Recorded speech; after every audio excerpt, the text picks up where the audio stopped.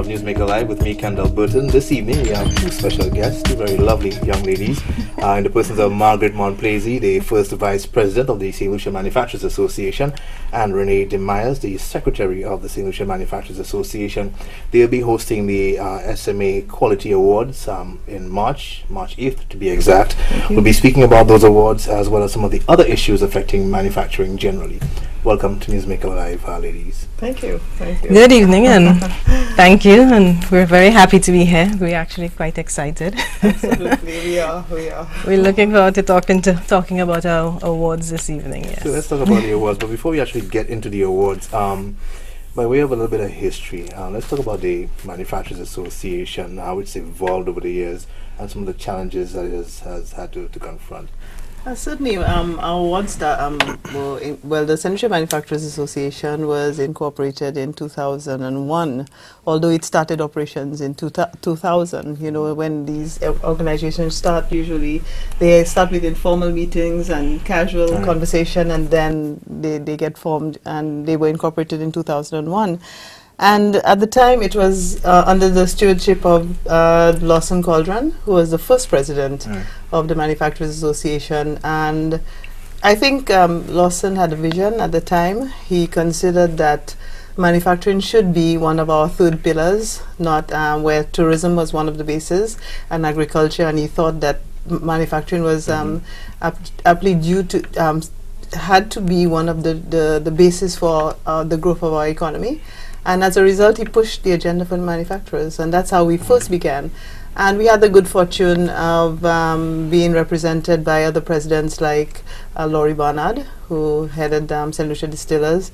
We also had Roston Taylor, who now works with North American Assembly and does quite a lot of work with government, etc., and our manufacturers and the Chamber of Commerce. And we also had Keith Smith. Yes, he was also one of the presidents of the association. So the association was formed to build capacity for manufacturing. And it was developed to push the agenda of manufacturers, which we thought needed to be separate from some of the other business and other commercial activity. And so we formed the association, and that was the agenda. And we fought hard to keep it, and then we lobbied for specific interests of manufacturers, which Margaret can say a little bit about. Well, really and truly, when you look at the interests of manufacturers, it's being able to export and making the process as friendly as possible, making it as easy. We've looked at areas of technology, how we can get aid for our manufacturers by sourcing through funding agencies. The Manufacturers Association has been very active over the years. We've also looked at training over the years, offering training, and in areas like productivity and building skills and capacity within the association. So yes, these are all areas that we've been working with manufacturers, and generally advocacy, promoting the cause of manufacturers, making it easier for them to do business in St. Lucia. And all areas I hope we can discuss in a little bit of depth yes, later on in the show. But are you satisfied that Lawson Cauldron's dream or aspiration to see manufacturing recognized as the third pillar has been achieved? Well, I think we're working towards that, and even our awards is part of. I'm sure he would have been very happy. He was not there for it, but by all means, he would have been very happy, because you're looking at the pursuit of excellence, and you're looking at developing excellence in your human resource, your processes, your leadership, you know, social responsibility, your business practices. And I think that he did part of his dream is being realized as the company strengthen and build capacity. I definitely think he would have been very happy, and he would be happy again to see us celebrate this second awards activity this year, 2014. Okay, let's talk a little bit about the awards. They're scheduled for March 8th. What are some of the categories that you're going to be recognizing through those awards? Well, there are 5 categories, and I just want to explain that these awards they are, in a sense, benchmarking ourselves against international standards. So it's using international standards. So it's not a case of benchmarking against different companies, but you benchmark yourself against international standards. Yeah. And there are 3 levels. We have gold, platinum, and diamond. Okay, so at gold, you have the basic processes, the foundation of quality built into your organization. Platinum, the next level, and diamond, the ultimate achievement. The awards specifically address leadership, Human resource development, marketing, raw materials, implementation of standards and best practice, product and customer service quality, marketing strategies, human resource development, and social responsibility. So these are it's actually 6 categories. Now there are 2 other awards. The company that achieves the overall highest score receives the award, the President's Award of Excellence. Last year, that was the last awards that was won by the Wynwood and Leeward Brewery. We congratulate them and wish them luck this year again. Because what they got diamond in each of the categories. And there's another award given by the Minister of Commerce, and that's the Award for Innovation. So we have 2 additional awards in addition to the 6 awards that we mentioned earlier. Walk me through the process of application, adjudication, and that sort of thing leading up to the awards.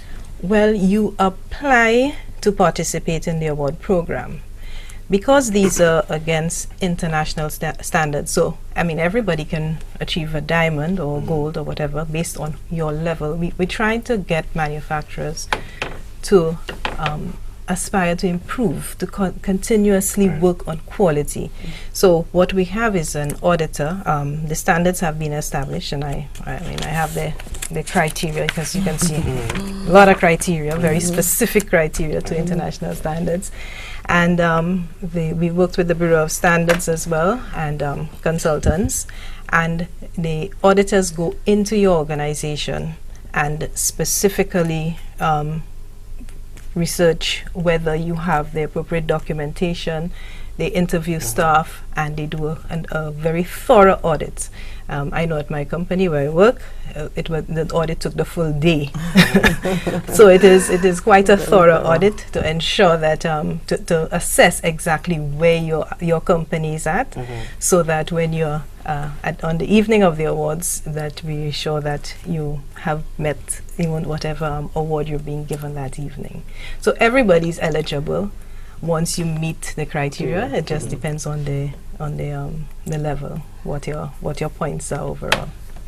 And this awards program is very unique, because you may get a gold in one category per se. You may get human resource, and you may get a gold, but you may get a diamond in implementation of standards and practices, best standards and practices.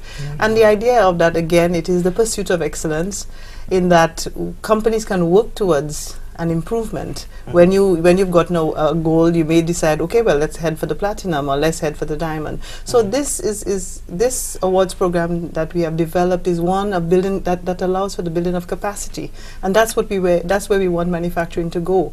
That people will develop capacity within their ranks, so that they could prepare for the export. And another advantage of this awards program as well is it involves everyone in the plant, because you have to look through all the criteria.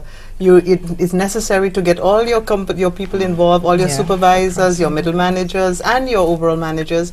They have to go through the process of each of these criteria to ensure that the company must provide proof to the auditors, so that they can guarantee that the company is working with best practices, and in the end we will have companies who are excellent and internationally ready. Just like, and we have a few here in St. Lucia that we are very proud of. St. Lucia Distillers, we have the brewery, we have Baron Foods, we have some people who have gotten excellent awards so far, and are on the road to building quite a reputation for us here in St. Lucia. But those awards aren't isolated or restricted just to your membership, is it? Or are they? At this Yes, point, they yes, are. they are. Because Yes, they are. at the end of it all, and of course we always encourage all manufacturers to join the Manufacturing Association. There's strength in numbers, so obviously if they join, the more of us, the stronger, the greater the voice we are. Let's we talk about some become. of the benefits of membership. But what I was going to say coming out of the awards, each company that participates receives a report which clearly tells you where your strengths were and where your weaknesses are. So you can work towards that, even if you don't actually acquire an international standard. This, if you achieve what has been recommended on your report, you will be very close to achieving an international standard. And if you have the finance, you can try and go for it. In terms of being a member of the manufacturers, what are the benefits?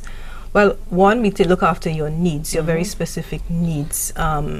There's always a one-on-one discussion with all our manufacturers. So any manufacturer that has a problem, that becomes a problem for all manufacturers, in that we all work together. We will facilitate discussions, whether it is with a government, one of the government ministries, whether it's with customs. We facilitate meetings.